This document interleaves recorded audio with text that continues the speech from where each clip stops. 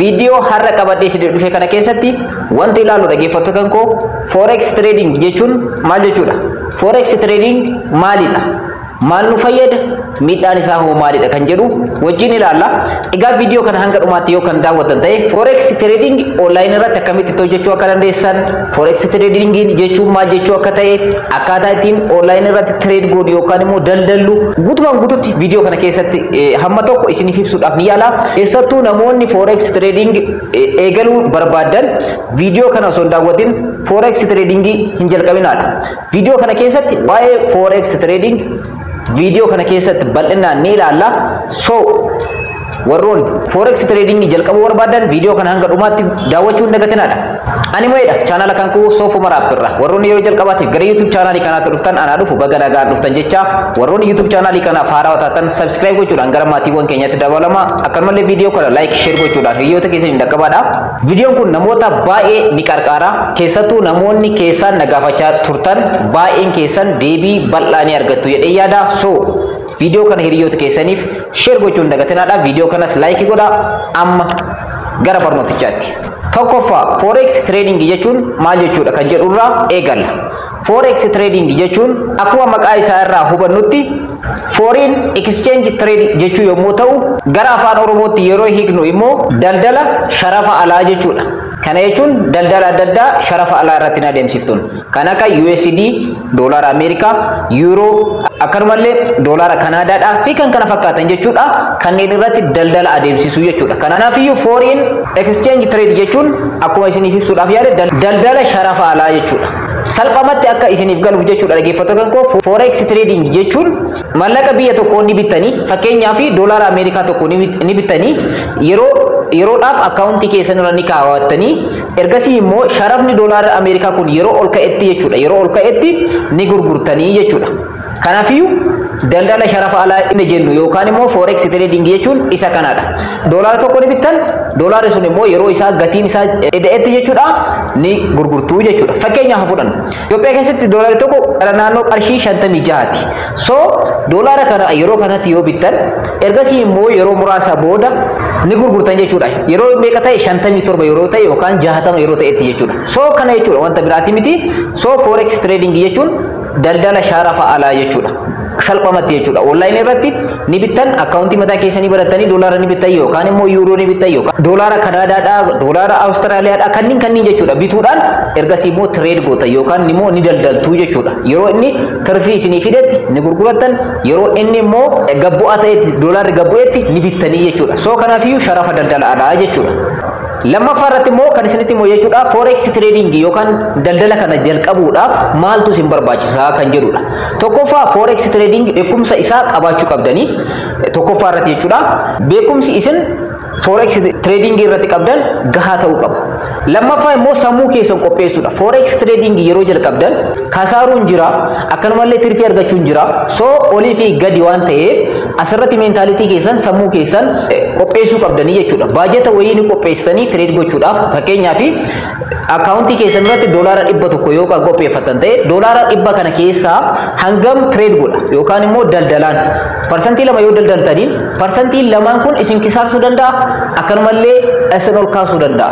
Kanaafiyyuu daldalli kuni kan hundaa'u jechuudha yeroo irratti doolaarri yeroo muraasa keessatti ni ka'a yeroo muraasa keessatti ni bu'a. Kuni doolaara qofaa miti dhaggeeffattoota koo maallaqoota adda addaatu jira kan addunyaa kanarratti argaman kanneentu wal dorgomu waan ta'eef tokko yeroo ol buutti tokko gad deebi'a tokko yeroo buutti immoo tokko ol deebi'a jechuudha. So kanarratti dhaggeeffattoota koo online irratti doolaara san ni gurgurtan ni bittan jechuudha. Yeroo barbaadan seel gootan yeroo amma fakkeenyaaf dhaggeeffattoota koo yeroo kanarratti doolaarri tokko hammanatti gurguramaa jira jedhamee yoo kan bahu ta'e yeroo kanatti isin seel gootan immediately seel gootanii osoo jirtan doolaarri sun gabbuu danda'a. Yeroo kanatti kasartan jechuudha. Akkanumallee online irratti akkaawuntii keessan irraa doolaarri ol ka'ee yeroo jirutti ni gurgura jettanii yoo yaaddan yeroo kana seel gootan. So yeroo ol ka'etti maal argattan jechuudha tirfii argattanii jirtanii. Kanaafiyyuu kaapitaala keessan irratti hundaa'uudhaan waan gaarii argachuu ni dandeessanii jechuudha. Inni sadaffaadhaa immoo forex trading kana jalqabuudhaaf isin gaafatu bilbila yookaan immoo laaptooppii yookaan kompiitara qabaachuu ni qabdan. Kanneen keessaa waa tokko qabaachuu qabdanii sababni isaas online irratti hojjetama. Online irratti akkaawuntiidhaan kan bittanii jechuudha. Doolaara kan bittan qarshii biyya keenya gara doolaaraatti jijjiirtanii doolaara bittan so isarratti trade gootanii kanaanis doolaarota baay'eetu wal dorgoma waan ta'eef doolaarri Ameerikaa jira, kan Awustiraaliyaadha jira, kan USA dha jira. So kanneen wal dorgoma akkanumallee yuuroon jira baay'eetu jira jechuudha. So kunniin tokko miti jechuudha dhaggeeffattoota koo. Maallaqoonni biyyoota addunyaa kanarratti trade godhama yookaan international ta'an baay'een isaanii ni argamu. Isaan keessaa ni bittanii isaan keessaa immoo wal dorgomuudhaan wantoonni lama wal dorgomanii tokko ni mo'ataa jechuudha. Wanti kun dhaggeeffattoota koo baay'ee tokko sammuu keessan isin gaafata, activity isin gaafata. Trading kun kan godhamu jechuudha dhaggeeffattoota koo yeroo hundayyuu uhudii ganamarraa kaasee hanga arbii galgalaatitti. So guyyoota kanneen keessa trade gochuu dandeessa. Sa'aatii barbaadan irratti online seentanii doolaara ni bittan ni gurgurtan akkaawuntii keessan irraa kan qabdanis seel gochuu dandeessan akkanumallee baay gochuu dandeessanii jechuudha. So kun kan hundaa'uu dandeettii keessanii waan ta'eef forex trading jechuun akkuma jalqabatti isiniif hime daldala sharafa alaati waan ta'eef doolaara tokko yeroo tokko ni bittan yeroo kaan ni gurguratan yeroo inni ol ka'etti jechuudha. So kun garuu akka amma nuti ibsinu kanaa miti waa baay'ee isin gaafata. Inni biraa immoo dhaggeeffattoota koo forex trading irratti hangam tokko hojjechuu dandeenya kan jedhu kun baajata keessan irratti hundaa'a. Tokkoffaa baajanni isin forex gochuudhaaf yookaan daldaluudhaaf qopheeffattan kun sharafa alaa irratti murteessaadha. Odeeffannoon forex trading akaadaamii irraa arganne jechuudha dhaggeeffattoota koo tibba kana bahe namni tokko guyyaa tokko keessatti doolaara 100 hanga 500 guyyaa tokkotti hojjechuu ni danda'a kan jedhu forex akaadaamiin odeeffannoo kana qabatee bahee jira. So namni tokko doolaara 100 hanga 500 hojjechuu ni danda'a jechuudha. Kana olis hojjechuu ni dandeessanii kaapitaala keessantu murteessaadha waan ta'eef kaapitaali keessan hanga dandeettii keessan namni kaapitaala doolaara 100 qopheessee fi doolaara 1000 qopheesse wal qixaa miti jechuudha. So inni trade gootan akkaataa qabeenya keessaniiti. Kaapitaala isin gaafata kaapitaala kana irraa ka'uudhaan online irratti trade gootanii yookaan hin bittan ni gurgurtanii jechuudha. Yeroo tokko doolaara ni bittan yeroo kaan immoo ni gurgurtan. Doolaarri yeroo ga'utti ni gurgurtan yeroo gabu'etti immoo ni bittanii jechuudha. So oppositeedha jechuudha. Asirratti immoo wanti guddaan forex trading irratti yeroo biraa dhaggeeffattoota koo koorsii bal'aa qabadhee isiniif dhufa. Asirratti kasaruun ni jira. Oli gadi waan ta'eef yeroo isin hin gurgurreettanii immediately yeroo sanitti doolaarri bu'uu danda'a. Immediately yeroo isin hin gurgurreettanii yaaddan sanitti doolaarri isin gurguruudhaaf yaaddan kun kan isin akkaawuntii keessan irraa qabdan kun bu'uu danda'a. Yeroo sanitti ni kasartanii jechuudha.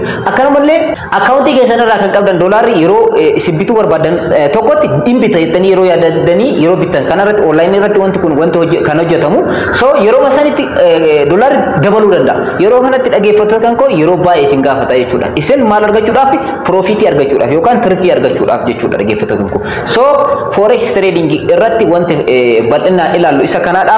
Dhaggeeffattoota koo forex trading eegaluu yoo barbaadan bal'inaan dhaabbattoonni akkanumallee dirjitiiwwan adda addaa kan forex trading barnoota akkasii kennan jiranii karaa telegiraamaatiin karaa social media kanaan hordofuu ni dandeessanii barnoota guddaa bal'aa argachuudhaaf jechuudha. Irra caalatti immoo dhaggeeffattoota koo forex trading yeroo hojjenna jettan asirratti iskaamarootatu jira hattoota jira jechuudha. So of eeggannoo guddaa gaafata. Keessattuu nama biyya alaa irraa osoo qabaatanii murteessaadha forex kanarratti hojjechuudhaaf.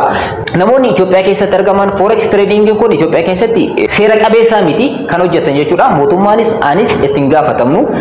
Sababni isaas an online irratti wanta kana waan na gaafattaniif online irratti invest gochuu dandeessan sharafa biyya alaa kanarratti garuu mootummaanis anis itti gaafatamummaan qabnu jechuudha. Warri viidiyoo kana qopheessiniif qopheesse jechuudha. Sababni isaas wanti kun dhaggeeffattoota koo dhiibbaa mataa isaa qaba seera qabeessaa miti. Garuu isin online irratti forex trading kanarratti invest gochuu ni dandeessan akkuma baankonni isin irratti invest godhan. Baankonni fakkeenyaaf akkaawuntii mataa keenyaa nuu bananii isaan nurraa profitiin argatu tirfii jechuudha. Isinis dhaggeeffattoota koo tirfii amma tokko ni argattu. Tokkoffaa save godhatan qabeenya keessan yookaan qarshii keessan lammaffaa immoo warroonni akkaawuntii dhalaa qabdan dhala inni argattu jechuudha.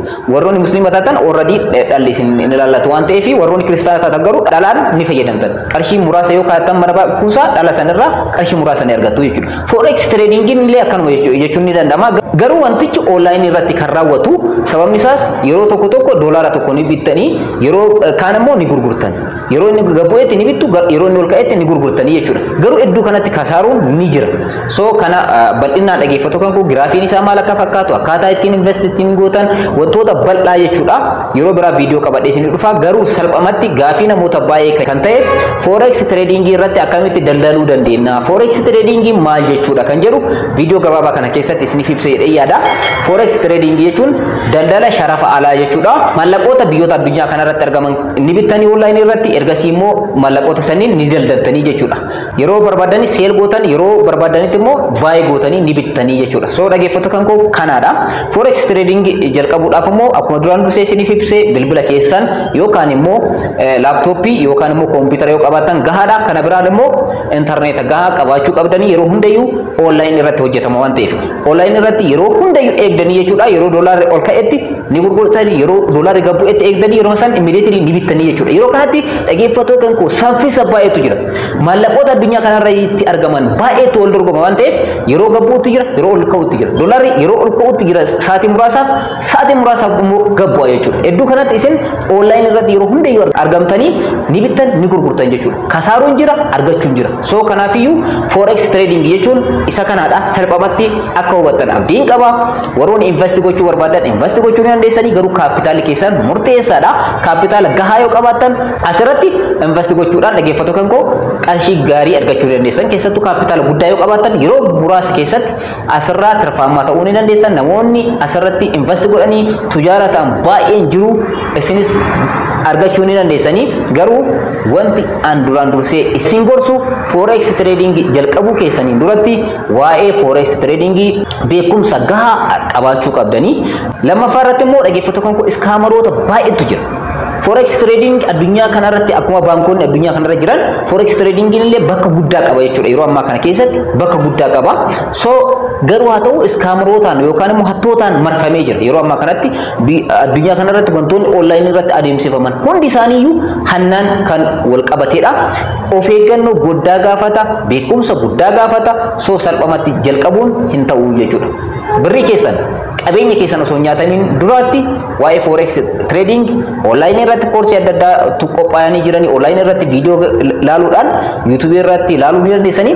Karaa telegiraamaatiin illee guruppiiwwan baay'eetu jiranii afaaniin jechuudha. Afaan Ingiliffaatiin, Amaariffaanis already Oromeeffaanis kan qophaa'an jiran waan ta'eef so achirra seentanii waa'ee forex trading maal akka ta'e bal'inaan beekumsa argachuu dandeessan. Maalummaa isaa isiniif ibsee jira. Akkaataa ittiin hojjetamu isiniif ibsee jira. Garuu bal'inaan dandeettii mataa keessanii horachuu qabdanii jechuudha. Yeroo ta'an koorsii bal'aa waa'ee forex trading har'aa kaasee hanga zaatti qabadhee isiniif dhufa. Barnoonni kan koo kanarraa kana fakkaata akka irraa barattan akka itti fayyadamtan abdiin qaba. Warroonni YouTube chaanalii kanaaf haaraa taatan subscribe gochuudhaan gara maatiiwwan keenyaatti dabalamaa viidiyoo kana like share gochuudhaan hiriyoota keessan dhaqqaba. Yeroo biraa barnoota biraatti walitti deebina. Horaa bulaa.